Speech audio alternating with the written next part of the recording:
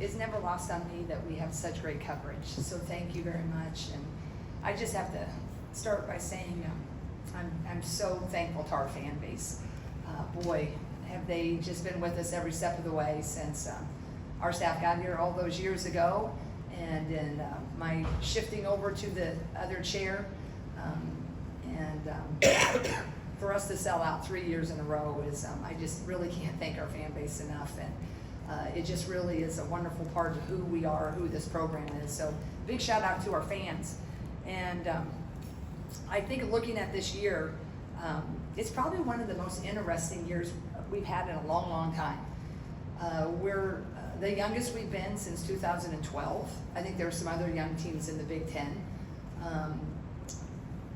We are 9 out of 14 players are freshmen and sophomores, but everybody on our team has a new role. And it's complex in the sense when you look at our team, like we have Hannah, we have Kylie, we have Taylor McCabe that are going to play minutes. But Hannah has never yet in her 4 years been the sole focus. She's always had a pretty good Robin, right? In the years, a couple of years ago when she was playing with Kate and Caitlin and all those, that set of people. And then last year we had the great Lucy Olson. Now we have a whole lot of great youth, but the one known commodity is Hannah Salke. So it'll be really interesting to watch. I know she'll step up to that challenge, but it's new. It'll be new for Kylie. Kylie is that 6-year senior that has seen it all, right? She's transferred. She's unfortunately had some adversity with an injury. She's sat. She's played. So that's so valuable with the team that's young, because we have a lot of great youth that are coming in with high expectations. But at the end of the day, those freshmen are still freshmen, no matter how highly decorated they are. And the portal transfers are great, but everybody's still learning a new system. So when I thought about this, it's so exciting. And it's so fun because we have a lot of different ways we can go. But I think the word, and I think I'm talking to myself here more than anybody else, is patience. I think we're planting a lot of seeds for this year, and we're going to be using a lot of water with that patience. And I think it's not only this year, but in everything that will come after this year. So I think when I look at our schedule, we have a really competitive non-con schedule. And I think, my goal is, as we morph into all these different roles, is to use that non-conference as a training, we always do, but I think you're gonna see a lot in that non-conference. And my goal is by the time we hit that Big Ten season, that we're gonna look a lot different then than I think we're going to look on October 30th. But the possibilities are so exciting. It's just, it's a really new year, and I know that the patience and the energy it takes to form a team, the team forming is always exciting, but it also takes a lot of energy. And I love the energy that my squad has. So with that, I'll open it up for questions. Yeah. David Eichel, HawkeyeInsider.com. Jan, I know there's always been a lot of talent in the Midwest, Iowa, all Iowa attack, Minnesota, but you have a girl now from Dominican Republic, you have somebody from Alaska, Oregon, California, you have somebody coming in from California next year. I know you can't talk about her, but how have you been able over the last few years to still kind of focus on keeping the in-state talent, but really take the recruiting coast to coast, and how have you kind of kept the culture the way that you want it to be? Yeah, I think it's been just an interesting time frame for us, because the timing of how the Big Ten was expanding was in line with the Caitlin Clark era. So the Big Ten's expanding different places, and Caitlin is moving a needle. And all of a sudden, Iowa's on a lot of TVs. We're in a lot of news stories. And then the story wasn't just Caitlin. It became a little bit more about the others on the team. And then I think it really shined a light on what I'd like to think we've been doing here for a long, long time, which is playing a really fun style of basketball with quality young women. And we've always started with that. And then if there was ever a time when, with the commitment of Addie Deal and others, if there was ever a time to keep broadening that, I thought it was the time to go for it with a more national angle. But I mean, I've learned some things over that. Like you can't just go all national, right? There's gotta be some connections and some shared value sets on how a young woman wants to play or what she's most comfortable playing. If she has any interest in the Midwest or not. So, sometimes we've, chased a little bit too long, probably a lead that wasn't really ever going to be one, or be a Hawk. But I think we've learned, some of the best practices and not such good practices. But I think the timing was right to go for it, and we've hit it on some really quality people. But our core will always be the Midwest, and certainly our state. Owen Seaburn with KGAN. Hannah Stolke coming into her final year with Iowa. With the media, Hannah's always been pretty quiet, pretty soft-spoken, but coming into her final year with the Hawkeyes, have you really seen her step up in her vocal leadership and exerting her energy, personality a little bit? Yeah, I think it's a constant progression. Hannah's very much more comfortable just letting her play. Her play do her talking. So we're working on that. But I thought her Big Ten Media Day, it was fun to see her when we flew back. She was beaming. She actually used the word, "that was fun." And I never heard her say media was fun before. And not like she didn't like it, but some kids are a little bit more at ease. That's just not a thing that's enjoyable for her. But she did a great job there. And I think she's really leaning into, probably for the first year, really trying to get out of that comfort zone. Partially, she knows where she wants to go individually, but I know she really loves this team and knows that they're looking at her to kind of take them through some of the rocky times. So I've been really pleased so far. Certainly, everything when you start playing games, that's where we all earn our medal, right? Chad Last Dakota, Hey, Chad. What you mentioned the newness. What do you see as a coach that they maybe can't see yet? But what do you see the identity of this team becoming? What do you know? Yeah, that's a really, really good question. I would like to see this team, turn into one that has a really, we're going to play. We like to play fast. To continue to play fast, but that we can kind of get into a situation where they're passing that baton easily and quickly, and we're not having a lot of drop-offs in any way, shape, or form when we're doing that subbing. Not that there ever is, but that it would be great if we could, really get to where you could have a really big lineup, and then you could have a smaller lineup, and then you can kind of go a hybrid lineup. But we're a ways from that. I think on paper it all looks really exciting. And it looks, wow, this is it's a deep team, and we got all this versatility, and we do. But I think anybody who actually coaches or teaches, there is a learning curve that you cannot skip the steps. Some kids come in with a really high IQ, and you've known that. Some kids, you're not sure, you get surprised, and it's not quite where you thought that was, but they're coming. And so that's where I'm trying to, just continue to settle. But what I think we can get into is a team that can morph into, not just what the other team has and we can counter, but maybe we can do something where the opponents will have to counter. And we haven't really had that luxury, right? We've kind of been true to who we are, because we haven't had the size. I have a little bit more size than I've ever had. I mean, we have 6'5" and Layla Hayes, a freshman. We have 6'4" in Ava Hayden, 6'5" traditional post, which I love. Ava, I love her type of post. It's a little bit hybrid. She can run. Both of them can run. And then you can add, Anna at that 6'2" in that mix, right? We have some big guards. Emily Rodriguez from the Dominican Republic, big guard. Tegan Mulaney had a nice summer, big guard. So there's just different ways that you can look at it. And if we can develop that, I think it can really be exciting. But we are young, and all is not lost if we don't see that as quickly as maybe we would all love to. But there's this whole thing, when you're looking at a young career, there's steps every year. And so I think, again, patience rules the days. I think the patience of the individuals themselves. I think patience of people in their camps.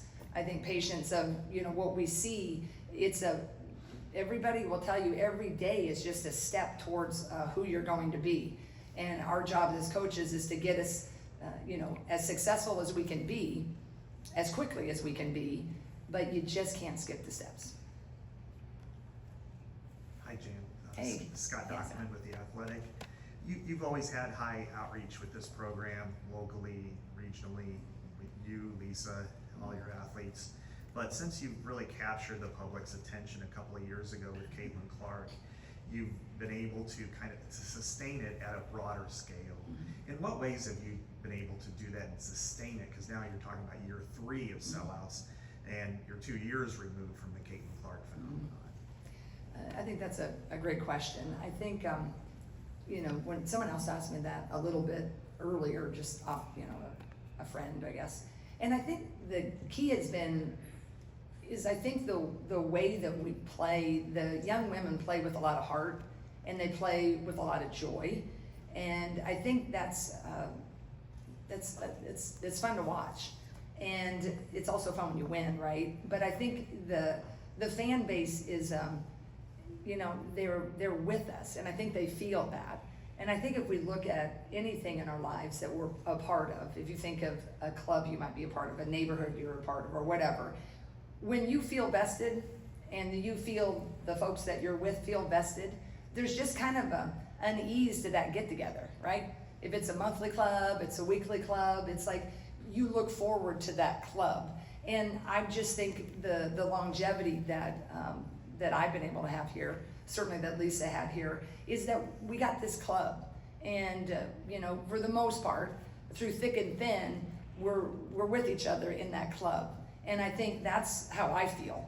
Our success here is so hugely reliant on fans, because it makes it so much fun to win with them. It makes it, with your good fans, you can kind of tolerate that tough loss because they're pushing you through. So I think there's a genuine feel for most people. But along with that, obviously there's more spotlight and there's more critical thinkers in it too. But I think that has always been part of it. And I think our staff, my staff is awesome. We all really are like-minded, and we really want to have the experience for our young women be a great one.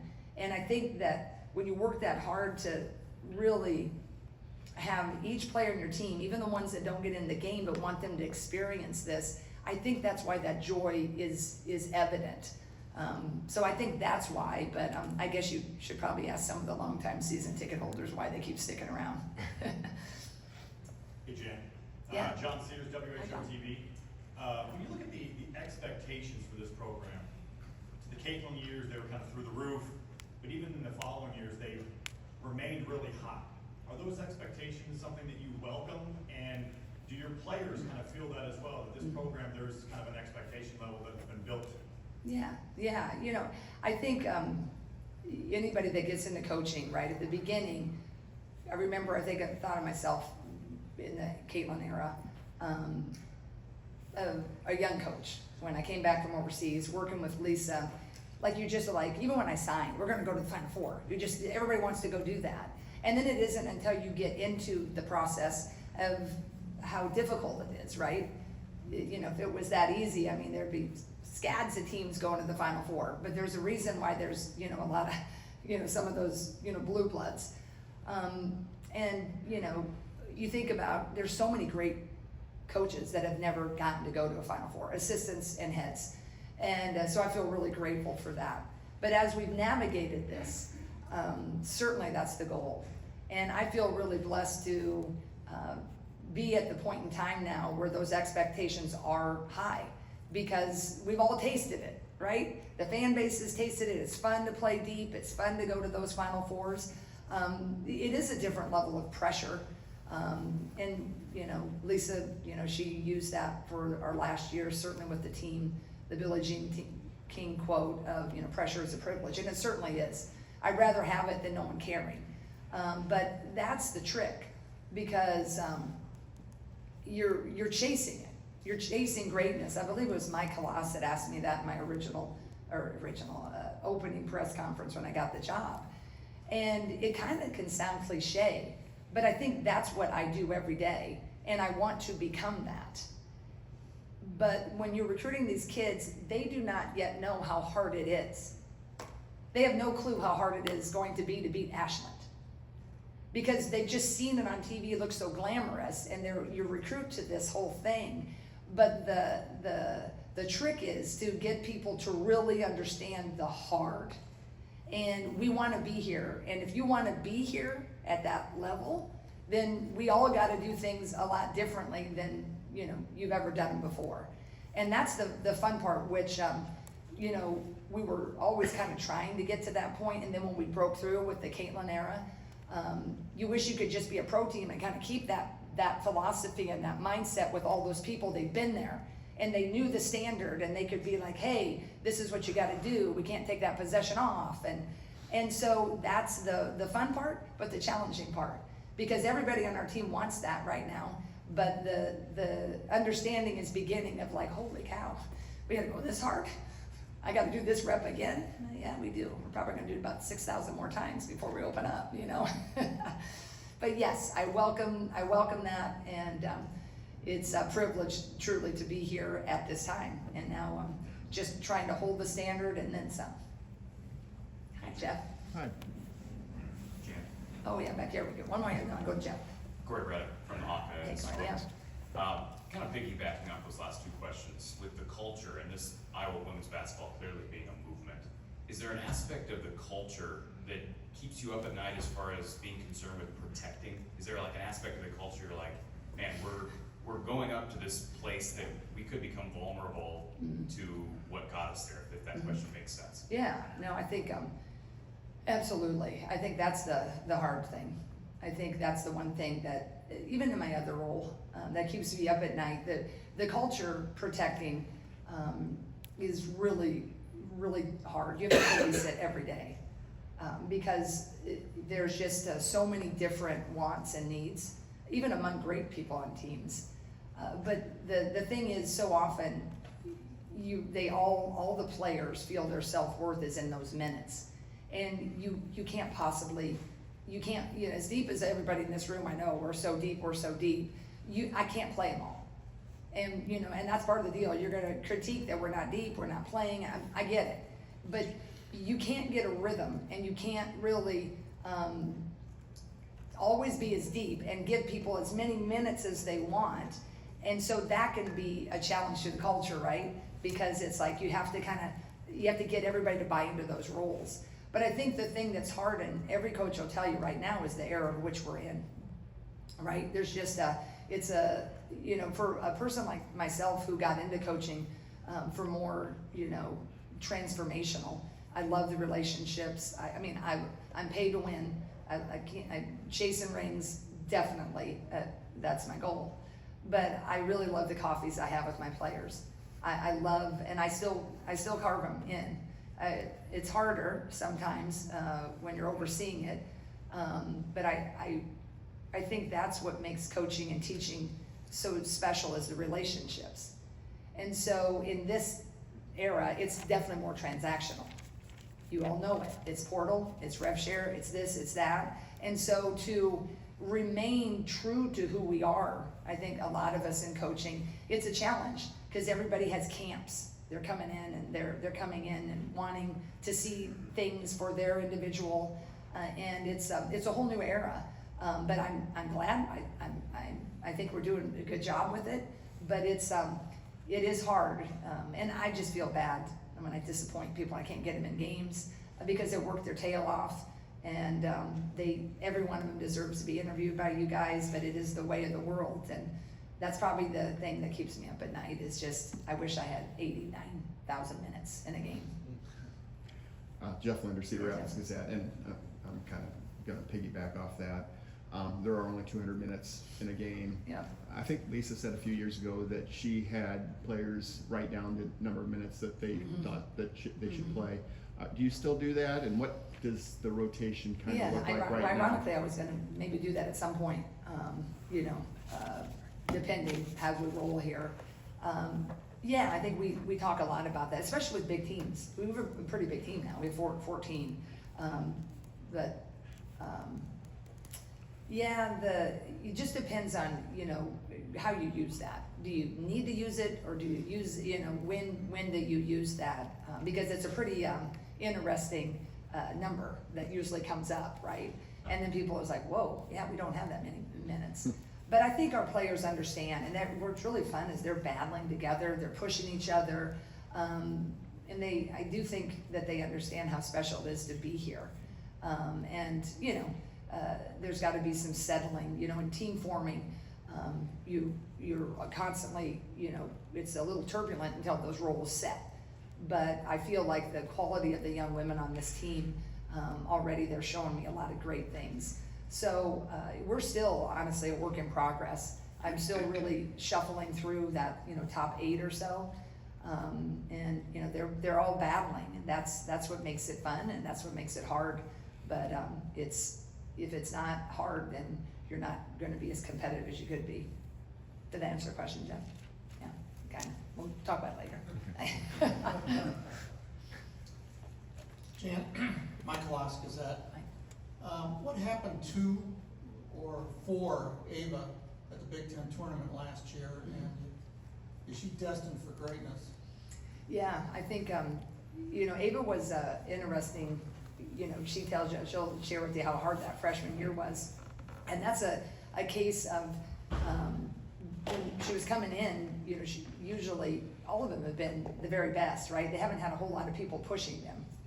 And it was a little bit eye-opening, right, for Ava, but in a good way. And she was, when we'd have our conversations, she's a really analytical kid, very intelligent, and you know, was always wanting a certain formula. But part of basketball, it isn't exactly a formula. You know, there's a little bit of feel, a little bit of this, a little bit of that, and you know, just getting in and honing the skills that are going to be needed.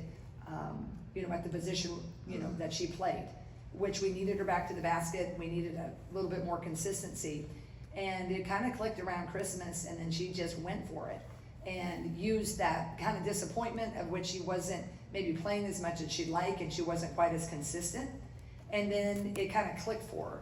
And then when it clicked, boy, she went gangbusters, and she's just a great young woman, and it was fun to see that growth, and she had a great summer.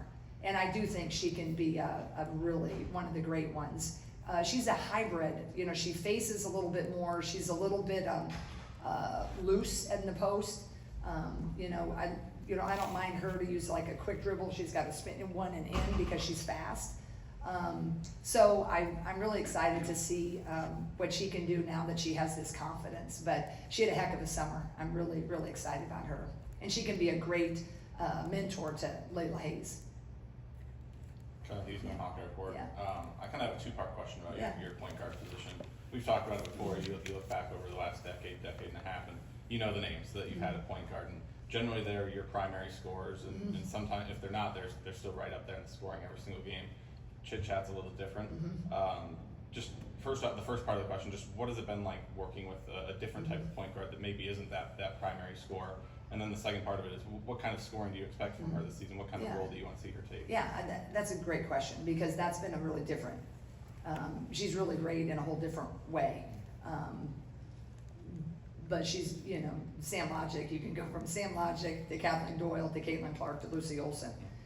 So you can see how just the vocal leadership of those personalities, I think that's the biggest thing, is Chit Chat is gonna, when you meet with her today, is as sweet as they come and quiet. Her name, ironically, they call her Chit Chat, but it's because she's quiet. So we're working on her. We're talking about Hannah, and we're working on Chat with that. But she's a really fast, explosive, definitely pass first. Pass first, capital letters on all of it. And she's got a beautiful floater because she's had to. She's got a really pretty three, and it's deep. But she is so generous. So I'm trying to get the balance of her to go ahead and force a shot here or there. And yes, I never had to tell that to Caitlin Clark. You know, Caitlin was just going to take it. So that's been fun. But she's fast. She can handle the ball. She's really great on defense. So she gives us a lot of different things, but we're just missing a little bit of that really more of a presence at the point guard with the voice. But we just have to do a little differently, because that's gonna be a work in progress for her. She gives us so much else. Kylie's kind of picking that up, and then we're getting Hannah being a little bit more vocal, but that's the trickiest part, is she's just a little bit more quiet. But those of us who's covered us, Camille Watling, she was a really great guard. Christy Smith, they were a little bit more quiet. So that's what's fun. You gotta kind of, you know, they have a lot of other strengths, it just may not be that one. But if I get her to score a little more, she can score at every level, and it's fun to watch because she's just so little and fast. I think you'll enjoy watching her. Dorian Souther with the Des Moines Hi, Register. Dorian, yeah. Kind of building off that, we saw last year with Lucy that there was definitely some time it took for the balance of being, you know, a centerpiece in the offense, but also being new and trying to come into a new culture that's very established and all that. In that same vein with Chit Chat, what has been that balance in those conversations like, of saying, hey, you know, we know you're new, we know we're figuring everything out, but we need a lot from you this year? Yeah, I think that's the interesting thing. If Chit Chat would have been in the same system that she was in as a sophomore, we'd probably been talking a lot about with Ava Hyden. You know, she would have just picked up, but now when a point guard has to come and learn everything and lead, it's the most challenging, because she wants to get it right, and she needs to get it right because she's the quarterback. So if she's kind of calling the wrong plays, you know, all heck happens, right?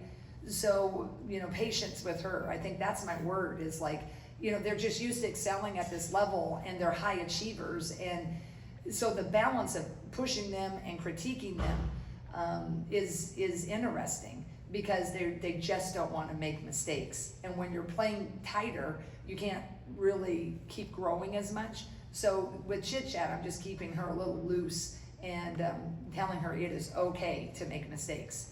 And we're getting more and more comfortable, I think, in our offensive sets. But I think what's really going to be fun is we're going to see some growth, or we need to. I think that's what, when we get 2 months from now, I just told my staff, it's going to be really, I think, hopefully, really amazing to see a lot of the spurts. Because you typically, in the summer, you're like, yeah, everything's great, you know, and then you get to the fall and it's pretty good, and you hit this time when you're not playing anybody else, and it's just like, everybody is like, oh, it seems a little tough sledding, but their attitudes are fantastic. It's just sometimes I got to keep them built up, because they're used to, you know, knowing everything. Thanks, Chip. Yeah,